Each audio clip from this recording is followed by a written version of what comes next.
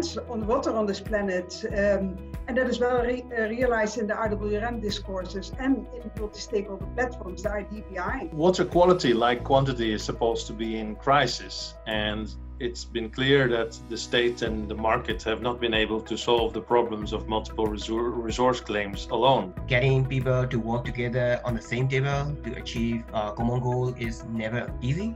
So partnership is daunting when it comes to diverse and challenging interests, perspectives, and values. Different organizational and cultural contexts are involved in this process. So when there's a common recognition of interdependence and a jointly perceived need to tackle a challenge in the hydrosocial chain together, it's hoped that representing multiple perspectives and interests brings conflict resolution, it brings trust and social learning.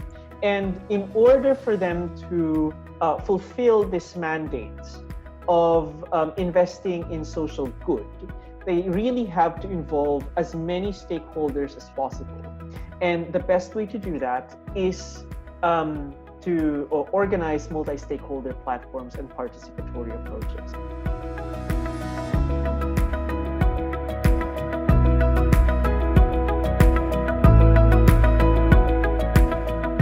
Multi-stakeholder platforms are necessary but incomplete. So let's start with why it is necessary. It's necessary because you cannot proceed with projects as contentious, as innovative, as difficult to pull off as wastewater recycling and wastewater reuse. So main advantages of using multi-stakeholder platform is that it can provide effective communication, and since outcomes are often humble in the process, partners can demonstrate their performance and commitments in an open, respectful, honest, and critical way. For example, on wastewater reuse or avoiding certain types of pollution, you might need people representing part or the whole of the chain of production. The other reason why it's necessary is because donor agencies want to demonstrate the co-benefits of wastewater reuse and wastewater recycling.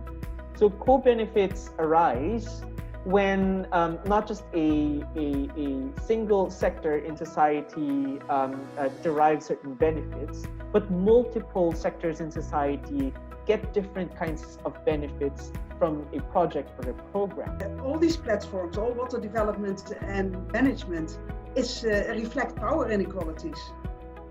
So narrowing these power inequalities, and part of these any dialogue, is obviously amplifying the voices of the marginalized. So the women and the men who are discriminated by class, race, caste, religion, etc., and who are mainly living in the informal economies in low-income, rural and peri-urban areas, and who are hardest hit by the COVID crisis.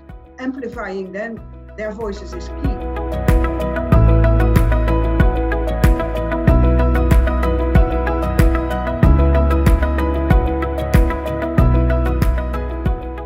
Well, the problem with that remains that many water problems are not generated in the water sector itself. And another challenge is that multi-stakeholder platforms often have very little mandate to decide anything, and that social power differences are reflected in who gets a say in the platform.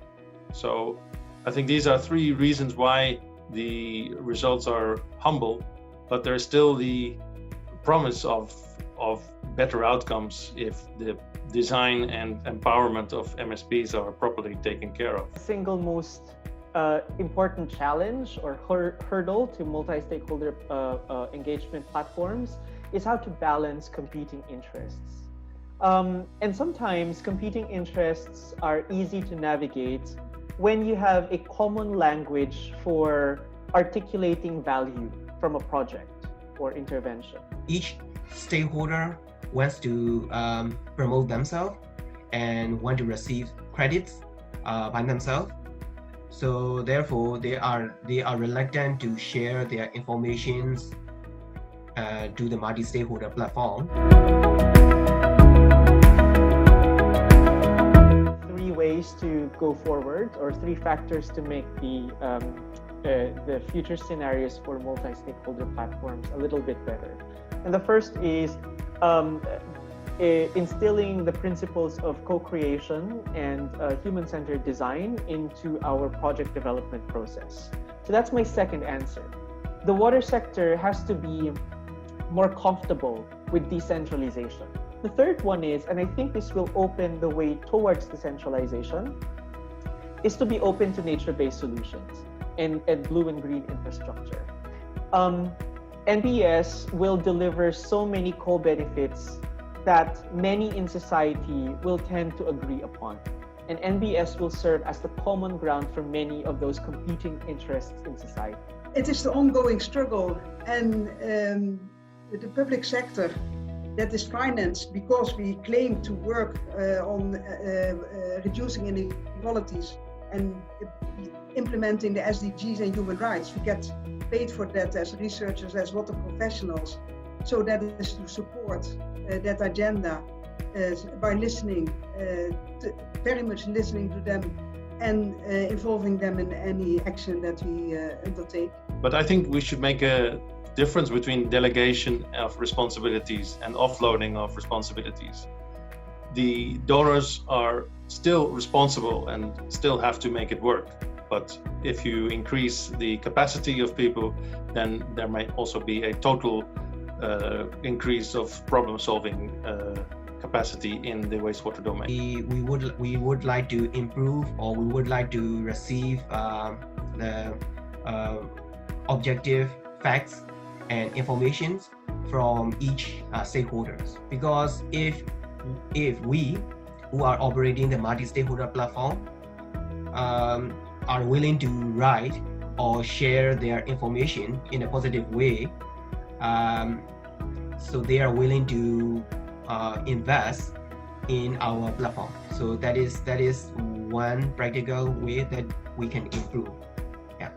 But I think the beauty of multi-stakeholder platforms and participatory approaches is that it is the first step to finding common ground among different sectors of society to see where you can start with the project. When there are co-benefits for a certain water project, you cannot expect a single sector in society to raise their hand and say, we're going to invest or pay for this project fully, because they recognize that there are other sectors in society who derive similar benefits, and they should also put down their stake on the project.